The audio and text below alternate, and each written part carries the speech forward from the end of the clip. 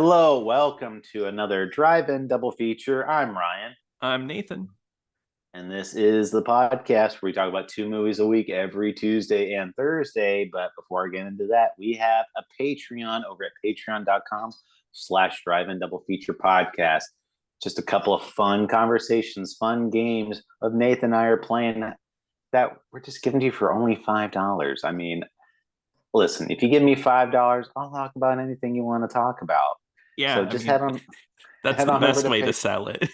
Yeah, people, if you like, hey, I'm sick of these guys talking about movies. I want to hear them talk about other movies. Then you can head on over there to Yes. patreon.com/drive-in double feature podcast. But anyway, getting into today's episode, we were talking about 1978's Foul Play, directed by Colin Higgins, and this movie is a I was really kind of expecting just like a straight romantic comedy. I really didn't Same know because here.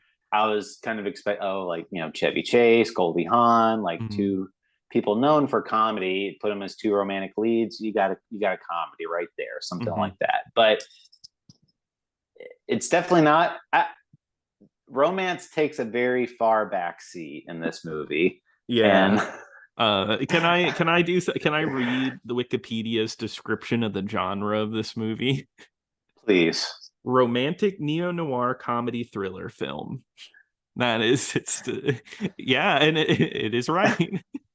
Would you say this is a neo noir? Kind of, I guess. I don't, maybe that's pushing it a little bit, but it's definitely like a crime film. Yeah, I mean, this movie is. They said this movie is more closely related to like an Alfred Hitchcock type of movie Yes. than Yeah. it would be anything, and it kind of is. I was not expecting that at all, to be honest with you. I was, like I said, I was just expecting straight romantic comedy, but this movie is a straight on conspiracy thriller Hmm. type plot. And I mean, there are some comedic moments in there, and there are some romantic moments in there, but not not a traditional romantic comedy. So Yes. It's definitely a uh, hodgepodge of ideas. yeah, there's some really absurd moments, but there's some like really brutal moments that I was like totally caught off guard by, where it's Yeah. just people are just dying and getting shot and stabbed. I was not totally not expecting that whatsoever, but just kind of getting into this movie. Like I said, this movie is directed by Colin Higgins, and this was his debut feature movie that he directed. But you probably know him better as a screenwriter, which he actually wrote a lot of different movies. He actually one of them he did was Harold and Maude, very Hmm. famous comedy movie from the '70s. So um, this is really nothing like Harold and Maude, but No. I can kind of see like the a little bit of the blueprints there, where there are some like really humorous moments. It's Yeah. more on the zanier side for the comedy. Yeah, definitely. And I guess I didn't realize that he had only made three movies, yeah, or directed three movies. This 9 to 5 and Best Little Whorehouse in Texas. Because tragically he died, but yeah, I think that's interesting. Very short run, but those are maybe not foul play, but 9 to 5 and Best Little Whorehouse are two very popular movies. Well, I mean, and this movie in its own right was a popular movie when it was out. Yeah. It's This movie was actually actually more like of a career reboot, or like re-energizing for Goldie Hawn's career. Really. Yeah, uh, she kind of kind of have been a little slow and earlier, because she famously won an Oscar for the movie Cactus Flower almost 10 years Hmm. before this. And in between that time, she kind of not floundering, but just hadn't met like the previous success that she once had. Hmm. And because she had done like, there's a girl, I'm reading from her filmography. There's a girl in my soup, the girl from Petrokov, and she did Shampoo, which was probably like her Yeah. biggest one before this. But this was the biggest hit of the '70s for her, most Wow. definitely. And this was actually the career launching pad for Chevy Chase. Chevy Chase famously was on the first season of SNL, and he was the first person to leave SNL because he was insanely popular on that show. Yeah. And they're thinking, hey, put him as a romantic lead for this movie right here. You got a winning formula. And another person who got launched into stardom from this movie was somebody we've mentioned on the Oh show yeah. before, jokingly, is Dudley Moore, who Yeah. has I was who had surprised by that this was his American debut. yeah, and this movie actually launched him being like an international star, which is funny. Being an Arthur and everything. That Yeah, it's just crazy. this is before 10. It is. Wow. That's crazy.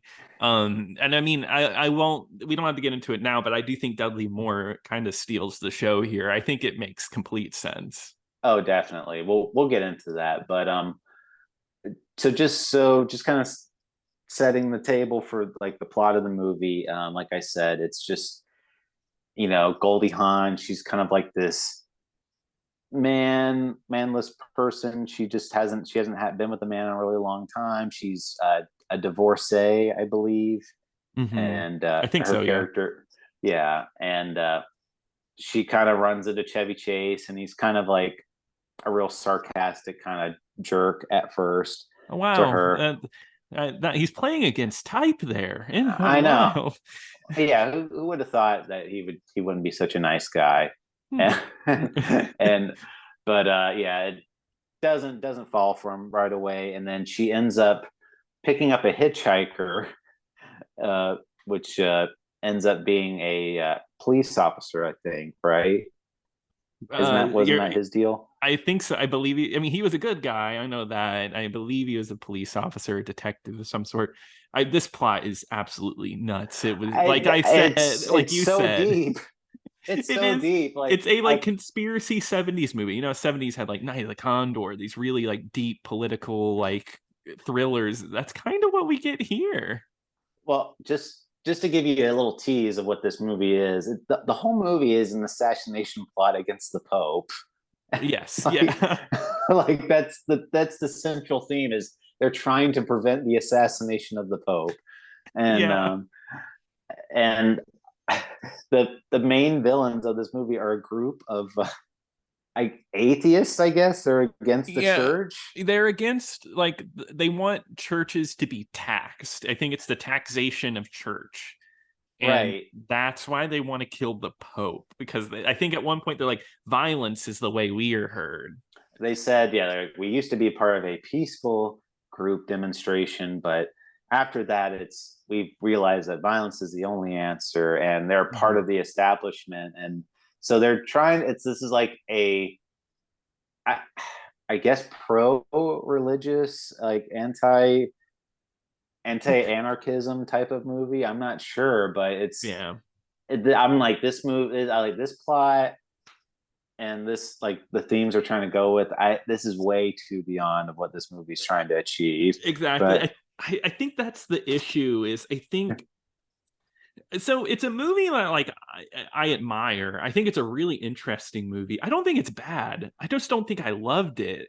I feel like it wanted to be a parody of Hitchcock, but it's not funny enough for that. I guess it would be the best. I don't know. It's a very odd movie. there's so many odd parts. I mean, for me, I mean, I don't like. I don't think it really blended well together. I mean, No. I'll say this. I really enjoyed the comedic moments of this movie. Yeah, me too. Uh, I when they were trying to make like a straight comedy movie, it worked really well for me because, like I said, Goldie Hawn works. I mean, we mentioned Dudley Moore already. Hmm. Um, I think they do a great job in that, and there are some really ridiculous scenes, but it's like when you intersplice those scenes with like some really heavy, like ultra violent scenes, it's like I'm not sure this is the right combination here. Exactly. No, it feels really wrong. I just don't get it. I don't get what they were thinking. I just don't. I don't know. What Oh, were they thinking? yeah. But the police officer she brings, like, he does kind of like convince her to go on a date, but really he's kind of stashing this roll of film, and that's kind of like the big MacGuffin of this movie is that there's um, this roll of film that these assassins are coming after, Yeah. and he gets murdered right into the middle of the movie theater, and she freaks out and everything, and now it's like this big conspiracy where they're trying to kill her and nobody believes her, and Yeah, she's being gaslit, I guess, to put it in modern terms, because like this guy dies in the theater and his body is just gone, right? And she's like, she stops the movie and is like, hey, there was a body here. And this happens for the rest of the movie because it's confusing on purpose to make her look crazy, because there's an albino, and then the guy says beware of the I think he says dwarf. yeah. And so it's just like, oh, there was a dwarf and then there was a tall albino man. It just makes her sound completely crazy. Oh yeah, and there's a guy with a scar on his face, and That's just right. it Yeah. it makes her sound really crazy. And then it comes back in. Chevy Chase comes back, and he's revealed to be a police officer, and so Mhm. and he's there to kind of protect her. But everyone is nobody believes her in the slightest, and Yeah. at first, and that's one part where I was like, so they all go really hardcore and like, we don't believe you, like we Mhm. think you believe it, we think you're crazy, but we don't believe that there's these people coming, and Yeah. and that's what they kind of do for like the first half of the movie, and then like there is like a point where they do reveal that all this is actually happening to her, but it's like really kind of like real nonchalant about Yes. it, like Yeah. there's no like big reveal like where Chevy Chase, like it's like at the end of the movie where it's like, oh, all these people were real the whole time, like she was telling the truth. It's just kind of like halfway through the movie he's like, oh yeah, the albino person is this guy, the dwarf is Yeah. this man, it's like the Scarface is this man. It's like I don't like that part. I didn't like. I'm like, oh, so like it's like, oh, now it's unbelievable. Nobody Well, apologizes to this woman at all. well, that's what's weird about this movie being Chevy Chase's like debut after SNL. Is kind of that nonchalantness works into, I think they underplay him here. I mean, I'm not a big Chevy Chase fan, but he's a funny guy. But here, I don't think they really give him enough funny stuff to do. I honestly, I think Chevy Chase is pretty miscast in this movie, Yeah. Yeah. and I mean, he was. I mean, this movie it had a lot of praise at the Golden Globes. It had 7 nominations at the Golden Yeah, like Globes. all of the actors were nominated. Right, all the actors were nominated. And this movie is also an Oscar nominated movie. Yeah, it is, which is so funny. Another one where it's nominated for song. Right. So Yeah. it's very cheesy, very Manilow song. Yeah. Yeah. What is it? Ready to take a chance. Yeah. Ready to take a And I chance. think Yeah. Coco Cabana shows up later in the They song play too. that they do play that in a club scene, yeah. Yeah. But no, I do go back to what you said. They do like the only like comedy bits they really do for Chevy Chase is he does his famous bit from like SNL where he crashes into stuff, or he falls, or Yeah. He's like a and bumbling dummy. but they only do like 2 scenes of that though. Yeah, that's And what's weird is his character changes at the very beginning of the movie. Him and Goldie Hawn meet, right? And he's like, "Oh, I want to take a shower with you," and it's like, "Oh, whoops, I messed up." But he doesn't really do that. Again, the rest of the movie, they stop making him like bumbling.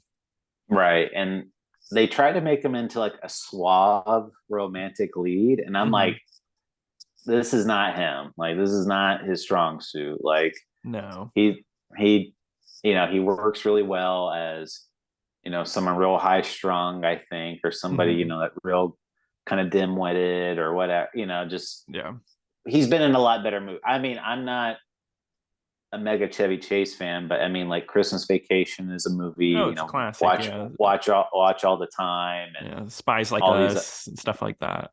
Yeah, I mean, Three Amigos is one of my favorite comedies, so Mhm. I do enjoy his work in other movies. It's just like for this one, I just don't think he was the right fit for this role, and Mhm. that's one aspect that didn't work. But going back into one of the aspects we talked about that did work, though, so there's a scene where she does run into the albino man Mhm. out when she's out and about, and at work, like she's a librarian, and the guy tries to abduct her at Mhm. work, and she runs into a bar, and the first person she encounters is Dudley Moore, and Mhm. he's she's like, can we get out of here? He's like, oh, my place or yours? And she's like, I don't care, whichever one's closer. He's like, let me finish my drink. Do you have to? He's like, no, I don't. And he's getting all excited, Mhm. and and takes her back to her apartment, and she's just looking out the window, like trying to make sure that she's not being followed anymore. Mhm. And he's just like getting all giddy and excited, and he's like, she's not paying attention. He's just like, he's pulling out like all these sex toys and like, Yeah, like sex I like, dolls and yeah, and like just doing like a goofy dance and turn. And the thing that one thing I too that I think is kind of funny, they play "Staying Alive" by the Bee Gees, yeah. and other than like Saturday Night Fever, I'm like, and maybe Airplane, I'm like, oh wow, like that song was like a relevant song then, like Yeah, that's like, that's what I thought. I was like, wow. I mean, they're playing because like now it'd be like, oh, it's a joke, every this song is just, everyone knows this, but that song was just like a hit not that that long before this. right, that'd be like a movie, like if you watch a movie now and they play a song from like 2022 or something, it's Yeah. like the year before, like it was like a huge hit. But anyway, he Dudley Moore is so great in this movie. I Yeah, thought, I uh, totally agree. He's so funny. I love his dance, his giddiness, and it's one of those things where it's a long scene of him, this like him dancing around as she's looking out the window, and it's like it's really funny at first, and then it goes on a little too long, but it goes on so long that it becomes funny again almost. right, and one of my favorite parts is like he's like into like these like super specific fetishes, Yeah. and it's like uh he puts on like a porno movie, like he projects it onto like the wall, Mm-hmm. and she's out the window like trying to see where the albino is, and she's like, do you Mm-hmm. have a pair of binoculars? He's like, binoculars, you're into that too? And he's thinking, and he hands her a pair, and like he begins watching the porno movie with binoculars. I'm like, Yeah. what? Yeah, like he's like being a voyeur to the movie. Yeah. Oh, it is, yeah, it's wild. And like he has that bed too that pops down. You can look at yourself in the mirror, the classic like sexy bed or whatever. It's no, this scene is a huge highlight of this movie. Yeah, he's a recurring gag in this movie. Yeah, I thought it was gonna be a bit. I thought it was like that was it, he just had a side, but no, he shows back up. I thought that was going to be it too, because I honestly like because I looked at beforehand and I saw that he got nominated. So at the Golden Globes, they have genre specific Yeah. categories, but he was nominated for Best Supporting Actor. So that means like out of all the genres, he was listed as one of the Best Supporting Actors for the movie. Wow. That's crazy that the Golden Globes, the Hollywood Foreign Press loved foul play. They did, and Yeah. honestly, I enjoyed his performance a lot, and I would have nominated him. I would have Oh put him on wow. the nominee. I feel like you got to at least have one comedy performance nominated. I don't remember who Best Supporting Actor was that year or who whatever, but Not for the Golden Globes. yeah, but the other actor who's in this. Oh well, I just to explain the end of that joke. Like it Hmm. gets revealed that like she turns around and she pays attention. He's like, and she's like, huh? Like what is all this stuff? And he's just like acts real embarrassed. Like, oh, I don't know what this is. I don't know. Like, Yeah. Yeah, like it was nothing. Yeah, that's right. The little blow up doll, it's like floating away and he's like trying to like get air out of it. yeah, See, Goldie Hawn I think is fine in this movie. I do like her, and she's good. I like her bit. Her bit is that she's just like a really nice person, and she's not, she's like supportive of him. He's like, Hmm. she's like, yeah, everybody's into it, but like even later she like hurts somebody and they don't actually die. I don't think she actually kills somebody in this movie. No, no, no. Yeah, Well, no, I guess she almost kills. So she's being pursued by a bunch of different people, and like I said, the albino is there, and there's also a guy with a scar face that yeah. shows up at her apartment, and then she almost murders him by stabbing him with a knitting needle. And That's right. That's right. She does like really hurt him, but he doesn't die. He gets up he and doesn't leaves. die there. Which I thought, even though this was 1978, I thought that guy looked exactly like Javier Bardem and No Country for Old Men. I did not get that, but I will give it a second look. You don't think so? Like he had the same hairstyle as him. I don't even remember. I remember the scar. I don't I have to look. I thought anyway. Go compare the two. Okay, But anyway, I'll go watch Lyle Crocodile. no, you have to watch No Country for Old Men. It's the same hairstyle. Fine, all right. But but that's what I'm saying though. Like the movie gets really super complicated, super into the Hmm. plot. Another character we didn't say who's in this movie, Burgess Meredith is in this movie too. Yeah, he's And like her like landlord. yeah, and he's just Mhm. like his whole gimmick is that he has a pet snake. Yeah, a pet snake that was going for cookies. I kind of love that.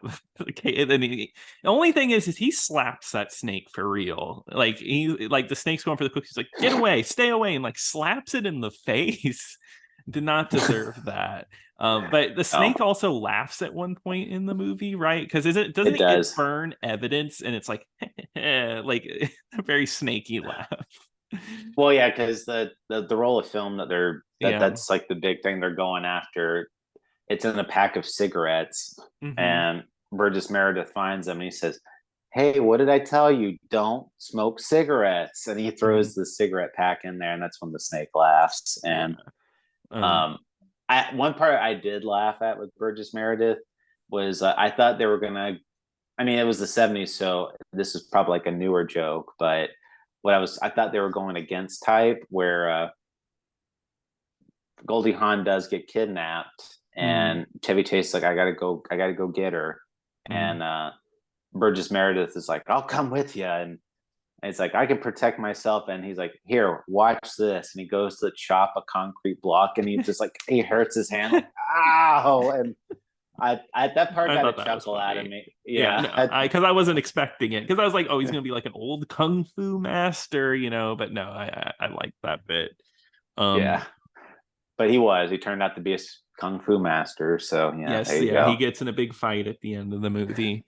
Yeah, Um, Burgess Meredith beats up a woman in this movie. yeah, with like objects around the room, like the plant, like shoving it in her face. And oh yeah, and Um, hits her over the head with the painting and throws her into a piano. That's right. That's right.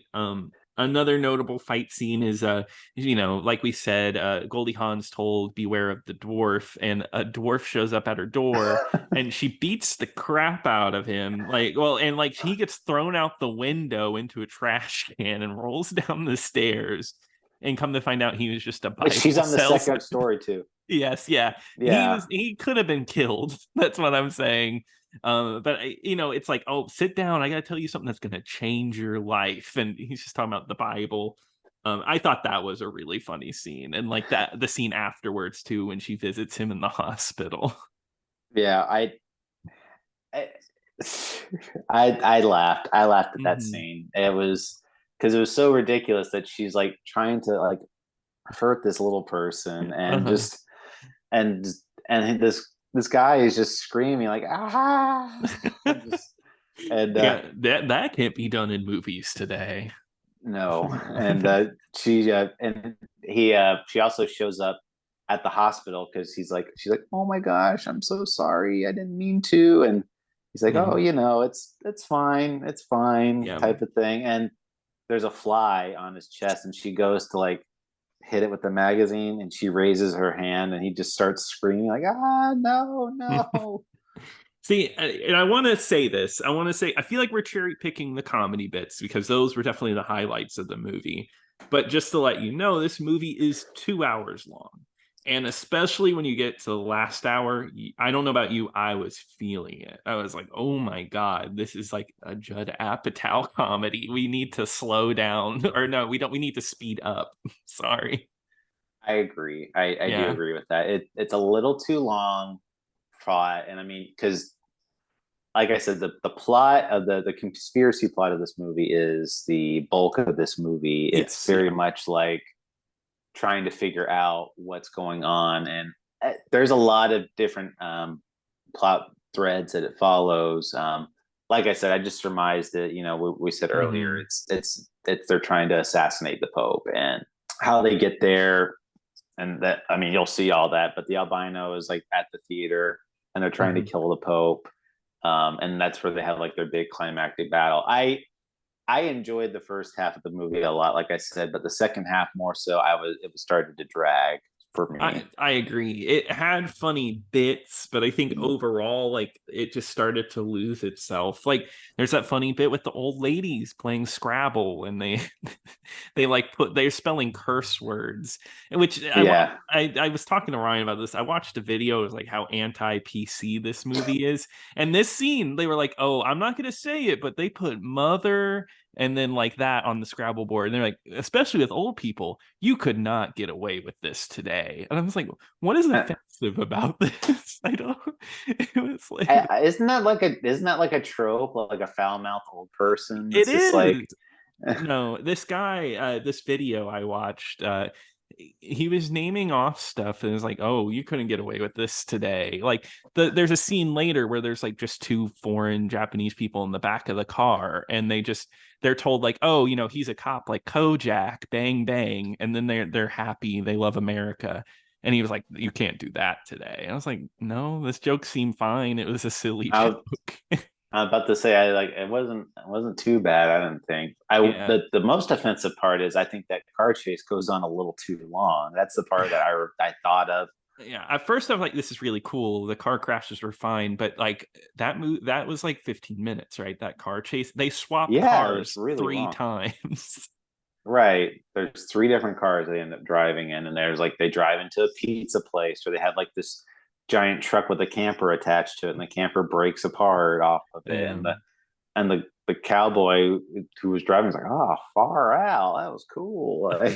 Yeah, and that was like Chevy Chase ends it with far out. That's what he says at the end of that.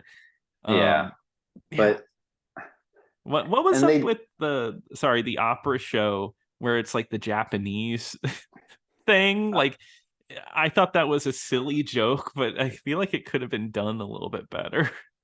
what do you mean? It's like a very like it felt like it was a comedy, right? Like it was a bit that there was like a Japanese production going on. No, no, that's a famous Is it? yeah, that's a Okay, so famous it wasn't even a joke. It was just a choice. no, yeah, that was from the what was it, HMS Pinafore, I think.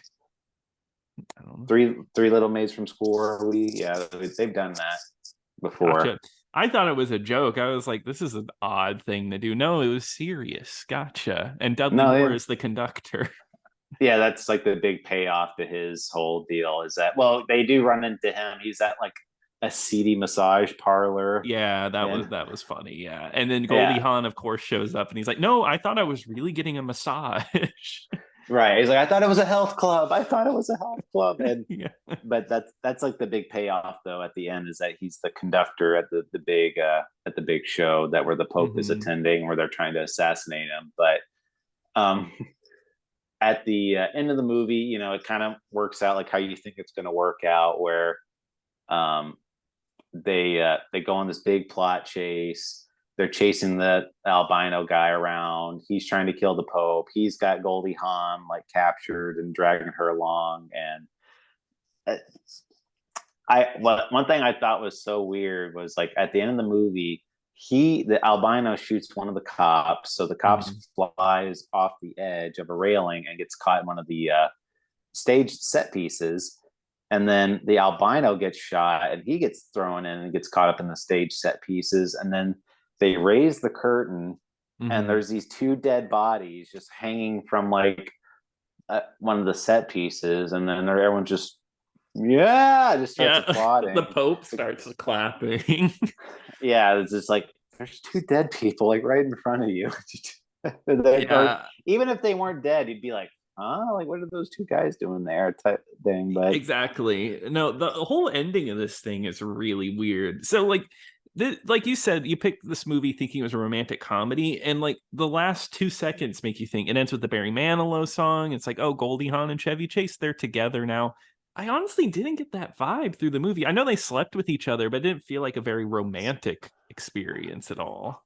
I was gonna say that I one of the things that did not work, another thing that didn't work was the chemistry between the two of them. Yeah. I just did not really get the vibe that they had a whole lot of chemistry between the two of them because Hmm. they only have like one they go on like a little semi date where they walk around and Chevy Chase falls in the water, ha ha ha, and Yeah. they end up sleeping with each other. They like have the big like, oh, what do you like about me? What do you like about me? Type of thing. Hmm. And again, it's just like I don't when I think of Chevy Chase, I don't think of romance. I don't think of romantic lead or suave No. guy. And when he does that, I just when he was in that scene, I'm just like, I don't like it's hard for me to take this seriously. Exactly. And I just, he doesn't sell it, which is funny that you said they don't have chemistry. And I agree, but they were in another movie together. Seems like old times just a couple years later. So I guess it worked for people. Like we said, this movie was reviewed very, very well. Well, this movie was a hit, so I mean, Yeah. what do I know? It just, but Yeah. I don't think it was hard to do that. I mean, it's like you got two mega stars, or at least Yeah. the two of the funny people, and like people are probably gonna go see it. Exactly. And Chevy Chase's first, like, right after SNL, which was huge. It makes sense. this he is the very first SNL person to star in a movie. Really, and this is it. That's interesting. Yeah, well, then Animal House will come out later that year with John Belushi. So, Hmm.